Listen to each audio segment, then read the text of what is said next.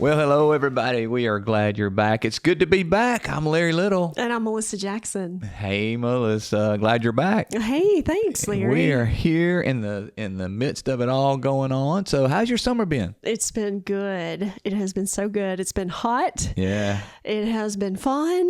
And, I don't know.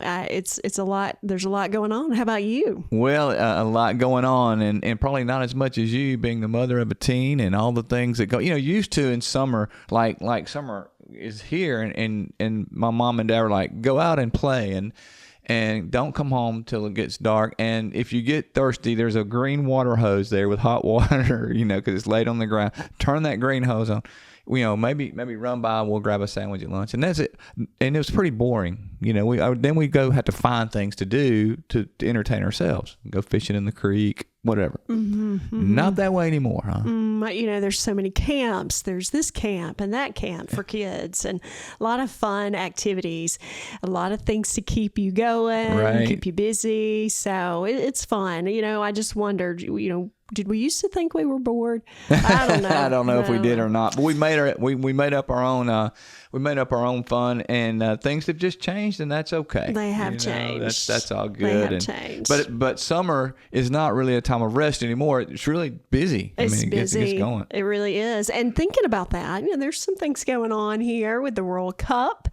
We have that going on. Melissa, you brought that up, and I've never been a soccer fan, but I have learned to enjoy soccer since, the World Cup came to the United States. And I'll just put in a plug for my Auburn Tigers. We did host a friendly, they call it, and had the number one team in the world, I think, Argentina, and their great player scored, Messi. So that was a lot of fun to see. I was amazed at what went on behind the scenes to get that stadium ready, though. It took weeks and weeks of preparation and expanding the field. And right before they got ready to play, like 90 minutes, they experienced this incredible storm that came through. So now the field is standing in water. So everybody, even people like all around, they all came out and they helped get the water off and get it ready in time to play. And it was a great experience.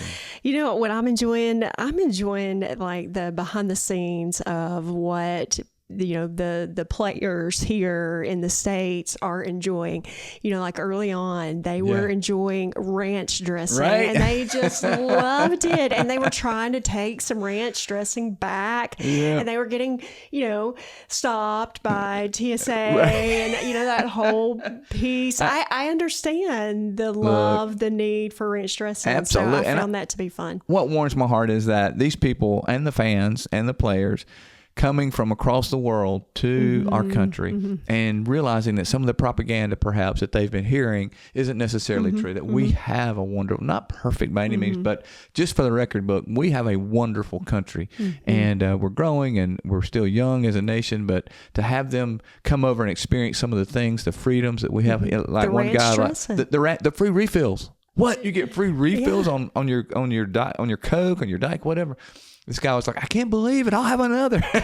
and I love seeing that. And I love seeing the diversity come to the U.S. and the appreciation for the freedoms and the values that we hold dear. Yeah. But unfortunately, the U.S. is out, and they did pretty good. They had some, they had some good times, but they that last game, the score was a bit embarrassing for us, and we've never got past this 16, and yet we still haven't, because we just didn't play well, and the score for soccer, which is one of the things I really don't understand about soccer. You play hard for 3 hours and you have an exciting score of 0-1, but this one isn't even that. I mean, the U.S.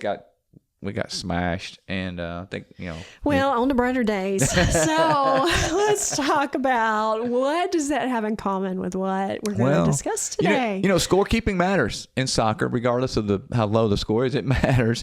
In all sports, it matters. It matters in all sports. You can just play your hearts out, and if you don't have a score, you don't know who wins or who loses, that kind of thing. The problem is when we take that scorekeeping, and we all do it, and we transfer it to our relationships, and we start keeping score in our relationships. And if you're honest with yourself, we all do it. We all keep score. Every relationship has a scoreboard. So that's not the question.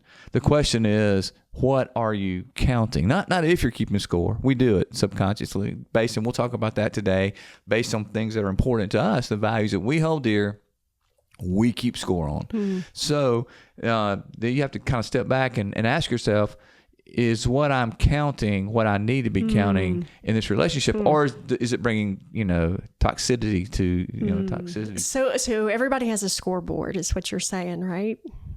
Everybody has a scoreboard. Okay, so is your scoreboard internally? Is it electric? Is it like you move the card? I'm just curious. That's a great ask. Mine probably is more. It's probably not the old timey where you had the cards, where you move. It's probably not that.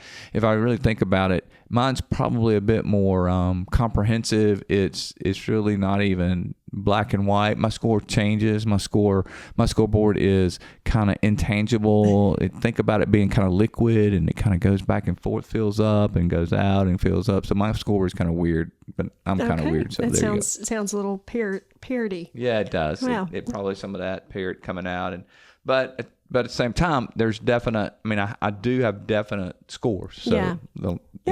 So let's get into that. Let's give some stats here. Let's talk about, because we're talking about keeping score, and what goes on behind that. What's the dynamic of that? So here's something to get us going. By Gottman. We use Gottman a lot. He's the relationship guru. And so healthy relationships average 5 positive interactions for every 1 negative interactions. Relationships in distress have a ratio much closer 1-to-1. Yeah, that's right. And what that means is we focus more on the positives in our healthy relationships. Those positive interactions, I call it the momentum. The momentum builds from the positive interactions. And we'll say when we're talking about this keeping score and not keeping score and that kind of thing, understanding how relationships work, and you say, well, I don't want to be a scorekeeper.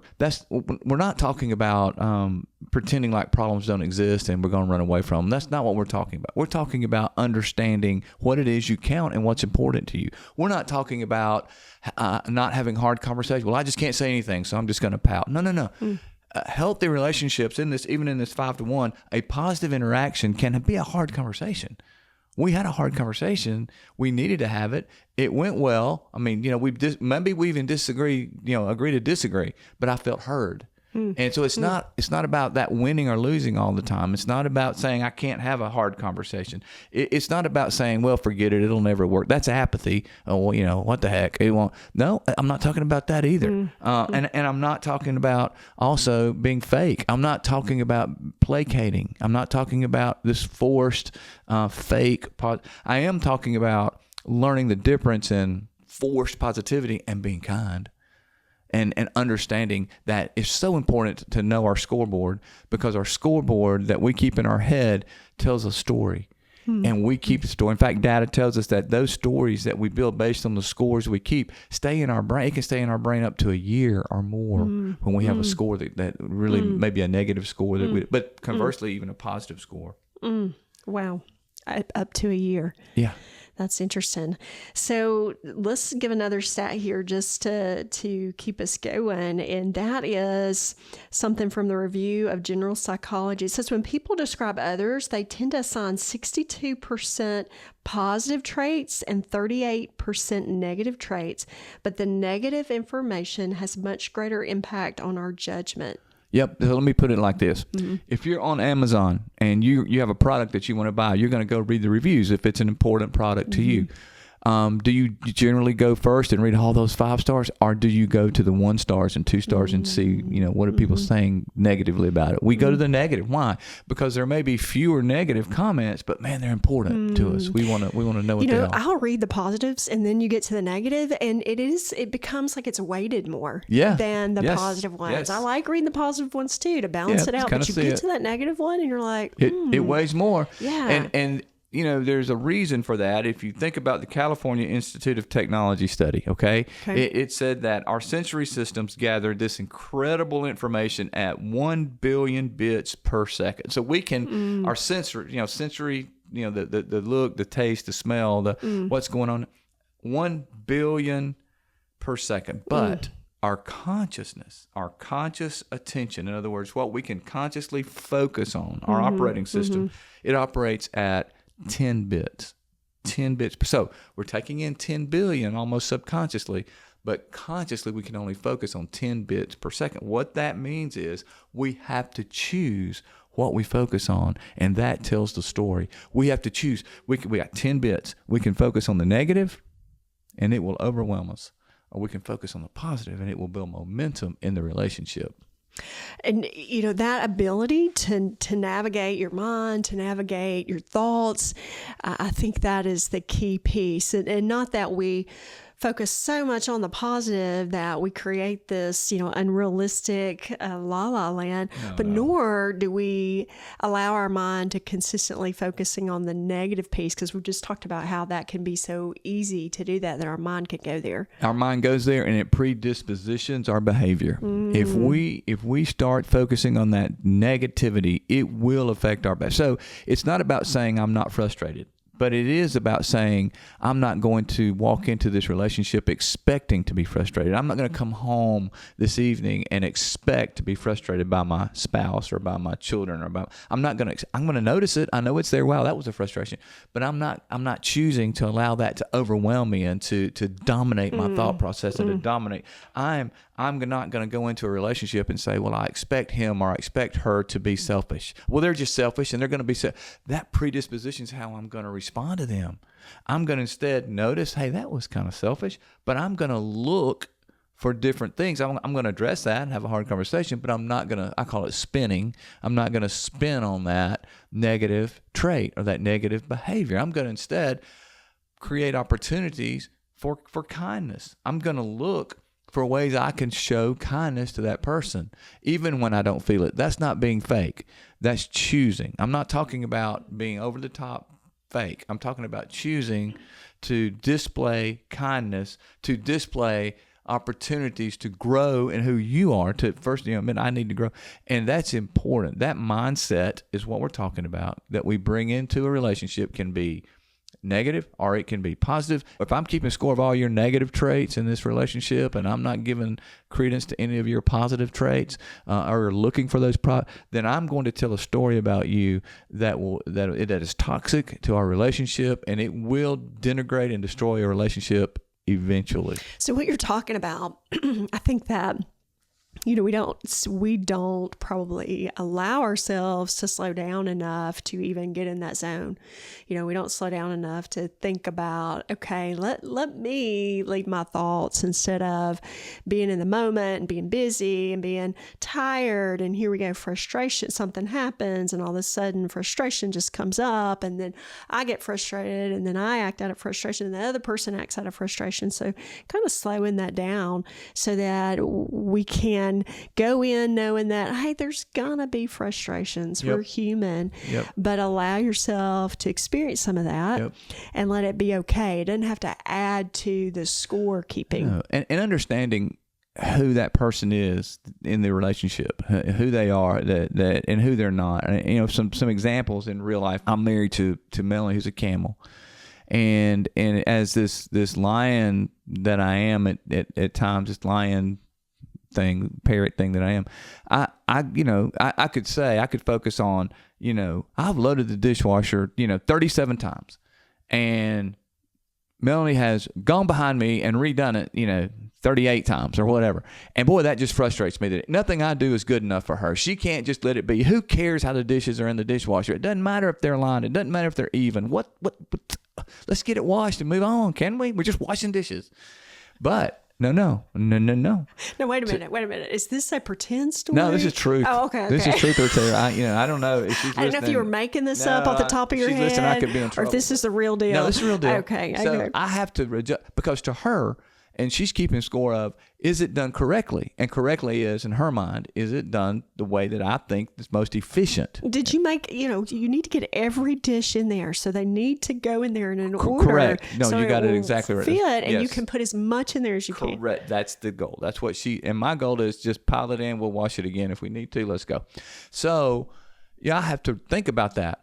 am I going to be frustrated at that? Or am I going to realize, well, no, she's trying to be efficient. That's who she is. I'm going to let her do that. I'm going to let her and it's going to be okay. And I love her for trying to make our home as efficiently run as possible and that kind of thing in terms of, dinner and the dishes and whatever.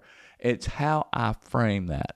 Am I going to, because I'm never going to meet the expectation of loading the dishwasher the right way. That's an impossibility, right? I can't do that. She's a camel. What the heck? I can't do that. What I can do is load the dishwasher and listen to her if she wants me to move some things around, or not be frustrated if she comes behind me and be okay with that. So I'm keeping score now. I'm not keeping score on how many times she goes behind me and redoes it. I'm keeping score on, hey, you know what? I made an effort here. We worked together in the kitchen. I'm looking for other things. We cleaned together. We made we worked on preparing and cleaning up. This was a time when we're a team. And I say something like, hey, we make a pretty good team when we're tasking. Mm-hmm, mm-hmm. I know I don't always get it right where you want, but that's okay. We make a pretty good team. Mm-hmm. And that reframes it to you're always going behind me. It puts the attention on something that can, allow more positive emotion versus being frustrated and focusing on something that is negative, which is, right. It can be harder than, just what we're saying. Oh, it can be. For instance, in a relationship, you could say, I focus a lot of attention on him or her. I really give to them. I feel like I'm considerate of it, and they never give me anything back. Mm-hmm. And so then you have an issue where you don't. If that truly is happening, there needs to be some hard conversation around. We need to talk about that. Mm-hmm. I don't need to just keep counting scores of how many times I give and do something for this person, and yet they don't reciprocate. That's telling a story in my head about that person that may or may not be true. Mm-hmm. Let's give them a chance. Mm-hmm. Let's talk about it. Make decisions in our conscious mode. Make decisions about our behavior, our relationships, instead of storing up and counting the score of how many negative things I can think of about that person. Mm-hmm. Those real life examples. Those are pieces that, I always call it like Tetris. I don't know if you remember Tetris, that game where, the blocks were just, building up. And if you didn't, move them or whatever, they would just build up and they would end the game. Right. And so in my mind, it becomes like Tetris. It's just a build up of something, building another one, another one. That's good. And, what you're saying is we need to slow down. We need to be aware that there is a scoreboard because we're all human and we're going to do that probably without even realizing it. Sometimes we may be at a place where we are realizing it, but it's important to kind of slow the scoreboard down so you can make choices on what do you want to do? How do you want to respond? What do you want it to look like? What truly counts, right? Am I keeping score on the right things? Not am I keeping score, but am I keeping score on the things that, how many times have I been kind today? Mm-hmm. What's the score of me doing something to help our relationship? Mm-hmm. So if we shift gears for a minute and think about it in a general term, let's talk about for a second, let's put it in our context, in our MAD context, and think about personalities. It might help us because these are generalizations. I will say that. This is not, everybody's different, everybody's unique, everybody has their primary and secondary and that kind of thing. But generally speaking, when you talk about the lions, you talk about what do they keep score of? If I'm a lion, what is it that's generally important to lions, right? It's about the big picture. I'm keeping score of results. I'm keeping score of being responsible. I'm keeping score of, if I say I'm going to do it, am I strong enough to do it? Did you take action? I ask you to do this. Just take action. It doesn't have to be perfect, but just get it done. Get it off counting score. List, move on. Did you take action or were you passive? And then my scoreboard will start adding up the times you were passive, and it drives me crazy if I let myself up. So I have to focus on or as a line, you may not be keeping score, but when you get to that next situation that is similar to the one that you've asked, then you remember all of the pieces that weren't done. That just kind of comes up immediately. I hate to tell you, that's called keeping score. Yeah. That you are keeping score because you're remembering it. It's one back here. Yeah. But it comes up. What about the parrot? The parrot, I can see the parrot kind of keeping score of, hey, you didn't spend time with me. You didn't talk to me. You're talking to somebody else. You didn't come in and give me a hug, but you did this. Correct. Did it with the kids, or you didn't. Or you said this and it wasn't very nice and you were negative but you said this about me, or your tone was not great to me when we were trying to talk, and you were negative and you were critical and you weren't fun to be around, and that you hurt my feelings. So that, and they can, you remember, in this group, these parents can be sensitive to words. What would they be saying? Yeah. And, you raised your voice. and they're keeping score of it. You were mean. You didn't talk to me at all. Sometimes something that's worse for a parent is you didn't give me any kind of communication. You didn't give me any kind of conversation. Right. Camels in their scoreboard, they measure the details. Did you do it correctly? And did you do what you said you were going to do in the way that I expected you to do it? They keep score. If I'm a camel, I know how I want it done. I know the structure I want it in. I know the details. Did you do your research prior? Or are you just acting from your hip, shooting from the hip? Right. Or what are you doing? That's right. And you did it one time, but are you going to keep doing it? Are you going to be consistent with it? Are you going to do, let's just wait and see. Is it done to the standard? I'm keeping score. If it's not done to the standard of which I think it should be done, I'll tell you, I'm gonna get in trouble. But another. This will be your second story. I know it's my second story. I'm gonna get in trouble. I'm not keeping score, but you're but no, it's so true. We have a company that helps us with our yard maintenance, and my wife is amazing at outdoors. She loves plants and flowers and has them all over our property, and does a beautiful job of landscaping. And she loves flowers. She loves plants. That's what she does. She loves it. Well, you can imagine that when our company comes, and this is in the past, what happened is we would hire somebody, but nobody ever met our expectations, right? So my camel would fire them, and I'm like, we're running out. We're running out of people. Running out of options. I'm gonna find myself on a dang lawnmower in a minute, and then I'm gonna be in trouble. But it was so funny because we laugh about it. So we finally got this company, and I'm like, okay, look, Mel, we got this company.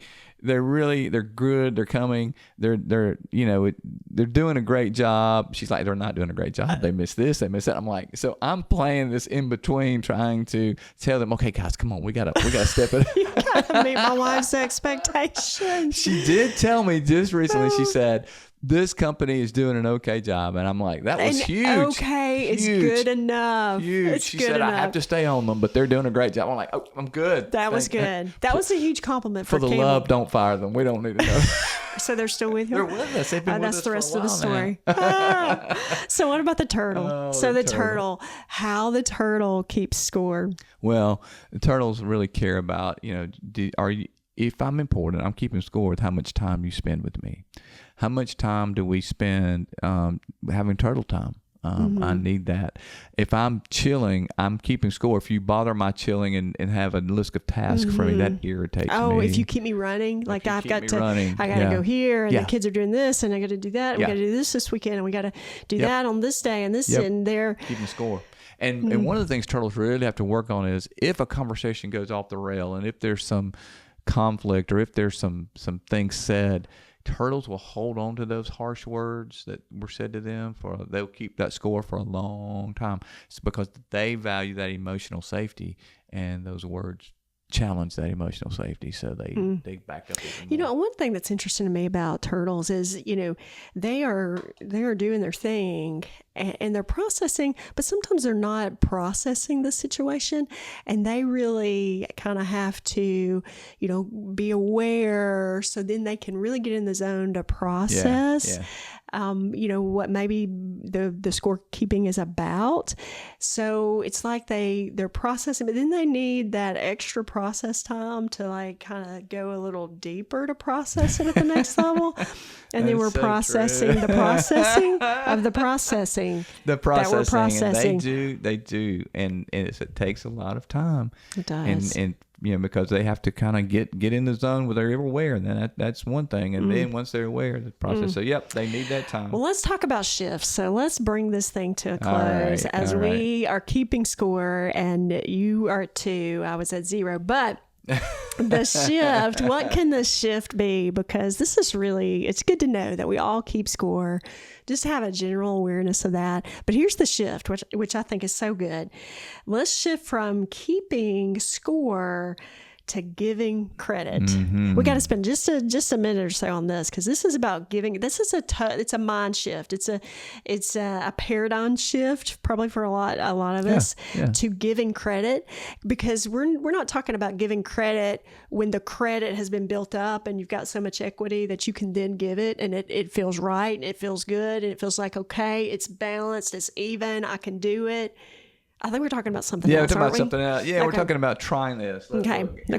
If you think maybe the scoreboard's out of kilter a bit, and you find yourself, oh my gosh, let's go ahead and say it is out of kilter. It's out of kilter. Let's just go ahead and say that. I'm negative. I'm seeing, all I can see is the 1-star reviews. That's all I see is the criticism.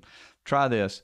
And stop counting the mistakes that are going on. Stop thinking about the disappointment, because you only have 10 bits of consciousness that you can focus on. Stop focusing on... But they didn't change. They didn't do the task. Yeah, they didn't change. What's missing? What did they forget? I'm so frustrated. Just try instead to noticing the effort that they gave. It didn't meet, but notice, are they growing? Are they making progress? Are they trying to get better?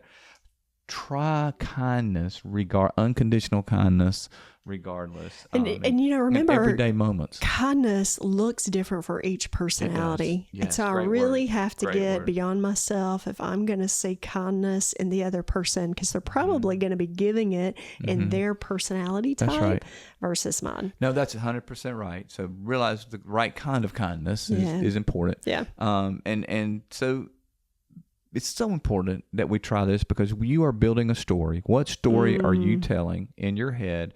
What's the score in your relationships, the ones that really matter? There's a score, there's a story. The great news is you get to choose what kind of story you build. And the truth is, if you say, well, it's just hard, it's toxic, there may need to be some change in the relationship. I'm not saying that. I mean, there need to be some behavior change. There need to be some hard conversation. But don't fall prey to allowing yourself to keep a lopsided score that damages you even in other relationships, that damages you even when you're by yourself, that keeps you in this negative mindset that hurts you. Let's deal with our relationships and then move. Let's deal with the relationships and either make them better, or if they're toxic, get away from them. And so I think it's really important that we don't allow ourselves to continue in this negative scorekeeping that hurts us. Data says when we allow ourselves to focus on that much negativity, it hurts us physically, mentally, spiritually. It increases our threat of having stroke, heart disease, cancer, diabetes. We know this. So negative stressors, negativity is a killer. So let's take control of that. Let's make sure we're keeping score on the right things. How are we growing? How are we doing? What are we doing to have positivity in our relationship? So I think that'll help. And I challenge you to think about someone that you are struggling with in a relationship and reframe it instead of focusing on all the negativity about that person. Think about some of the other traits. Try being kind. Try having a hard conversation based on kindness and based on concern, and not based on attacking and accusations and that kind of frustrations. Try to have this conversation that might really be more effective, and know what's important to them. We've talked about that, and you've challenged us to do that. Know how to have that, but have that conversation. Try reframing the scorekeeping. What are you counting? It's really good. Really, really. I'm ready for the joke. Bring on the joke. It's time. All right. This is good, but it's time for a joke. This joke has nothing. I'm ready nothing today. to do with keeping score. I'm ready. It's my dad It's joke gonna of the day. be, off in a different zone. Could be. It's a different playing field. Yeah, and I'm not even sure that we're gonna make it past our producer over there with this one. You guys may cut it, but we're gonna try it because I laughed when We're ready. I'm gonna see, guys, if I can get it past our producer. Here we go. All right. What kind of teacher never passes gas in public? What kind of teacher never passes gas in public? I can't even think. My mind just shut off. I can't even. I can't even. A private tutor. A private tutor. All right. The score is imbalanced. I got a score for that, don't I? Or some You kind. get a I bet you anything. Those that were listening had a little chuckle, had a little smile. Thank you guys for being with us. We do hope that you've had some fun today, and I hope it's been meaningful to you. I hope that you have thought about your scoreboard, and as we all do. But thanks for spending time with us. We value that. We value that greatly. We'll look forward to our next time when we see you on Relationships, those little shifts that make a big difference. Take care, guys. Little shifts that make a big difference. RelationShifts. Little shifts that make a big difference.